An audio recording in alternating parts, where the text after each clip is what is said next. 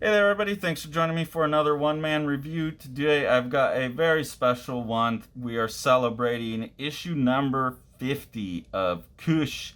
This is the Kush magazine's Baltic Comics magazine number 50. I love what Kush is doing. I love these little mini Kush anthology collections, and I love the Kush anthology, the S with exclamation point, I don't know how to say it, and then the mini Kush that they do that are like one artist little projects.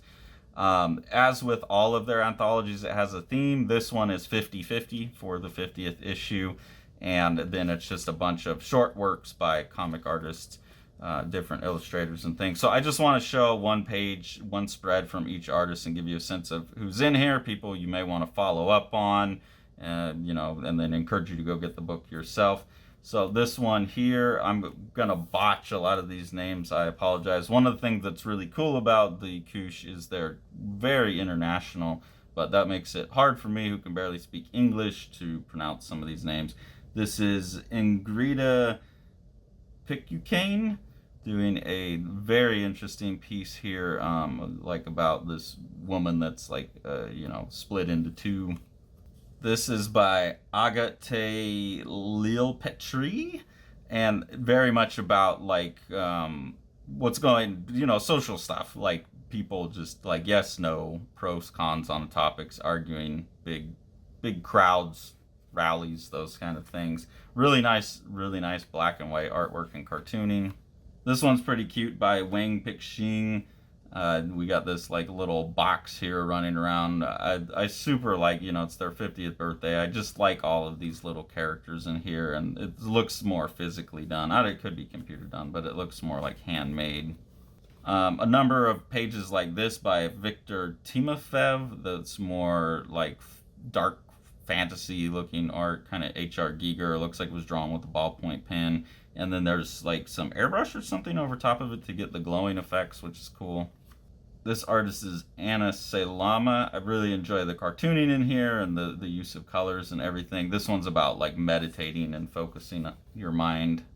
Really enjoyed this one by Zhenya Oliinyk, with these blank panels up at top, and then what the character's actually focusing on at the bottom. So up at the top you get "Not my husband dead in the hospital," and then the character's just looking at their dog on their phone. "Not my daughter kidnapped and deported," and they're looking at, I believe this is wine glasses, but like having some kind of drink, or focusing on hats maybe. That's kind of the structure of the story though.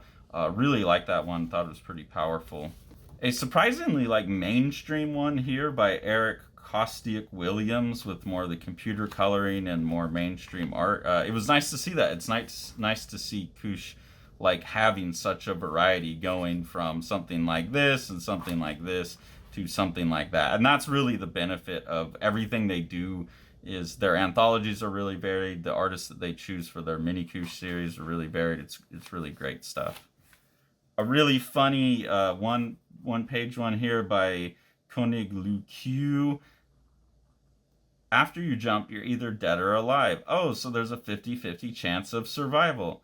So if we both jump, one of us should be able to survive. Great idea, let's go." I like that. That's pretty solid logic on a 50-50 chance. Really like the art in this one by Ona Kvašytė. The cartooning on this character slipping on the ice is really great. And again, I like the physical medium, working with watercolor. That's just something I'm seeing a lot more of, like people returning to physical mediums, and I'm very happy for it myself. A really playful one by Juliette Collet. I really like the collage where she's collaging herself in there and then putting the Ben-Day dots on her skin to make it look more like a comic, with all these crazy hand-drawn with pencils Ben-Day dots in the back. So this almost looks like a shortcut, but then you see where it's completely not a shortcut there. Really enjoyed the look of that one, just like in terms of how the art's put together. This piece is by Teddy Goldenberg. This guy's poking this old thing with a stick, and a guy coming at him out of the river.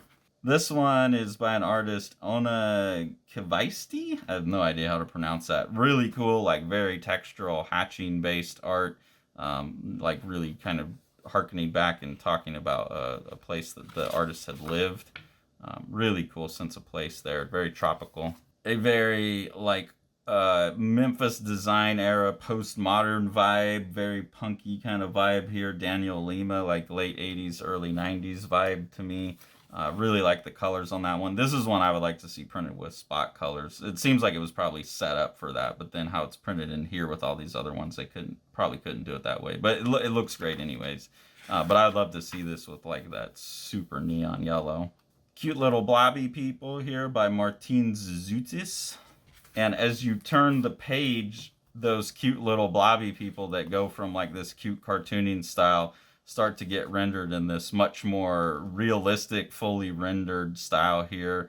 And I really like that. I really like the combination of those cartoony forms with the realistic rendering and the strange, like just nightmarish scenario going on there. Particularly like this one of this guy's little lumpy smiley face head straining with the veins and his mouth all sucked in. Really great cartooning. Piece here by the cover artist, Yuma Wang. It looks very much like it's drawn by a mouse, but the colors in it are so nice. Like, I dig it anyways. It's a very specific aesthetic where it's supposed to look clumsy, but it's pretty sophisticated underneath the hood. So I quite like that. Really enjoy the material quality going on in this piece by Alberta Ziemele. It looks like either fabric or tape. It looks like maybe like felt or construction paper that's been cut for the black, and then these areas are either like a felt or a tape or like kind of bandage tape where it's like thick fabricy tape that's been cut out, and you can see as the tape piles on top of itself. This is actually something I have students do sometimes. You pile up, you get a piece of black paper and pile up enough Scotch tape on it, and it will start to, you can get like gradients out of it. So that's kind of working in reverse here. Is the more the tape's piled up, the darker it creates the, the value. And I really like that. And there's also some areas here where they're using it to get perspective. I don't know if that's a darker tape or if that's just piling tape up. But I really like the look of that, all this collage cut pieces, like very late Matisse making comics, which is cool. Love the colors, the use of materials in this, very colored pencil looking. This is Amanda Baeza. Really enjoy the way that nature's being rendered here. Like, this is kind of, I wish I was creative enough with my abstraction to get imagery like this, but really love the look of this one, especially the composition on this and the colors on these two pages. This fun piece here, this is like an Alice in Wonderland kind of piece. You got a guy with the gun in the head, you got the Mad Hatter eating the clock, all this stuff. This is by Tomasz Niewiadomski. Beautiful soft colors, more like actual physical materiality, or at least mimicking that very well here, by Līva Kandevica. And then a surprising entry here at the end by a more well-known name. You have a two-color piece by Ethan Van Sciver, which is pretty cool.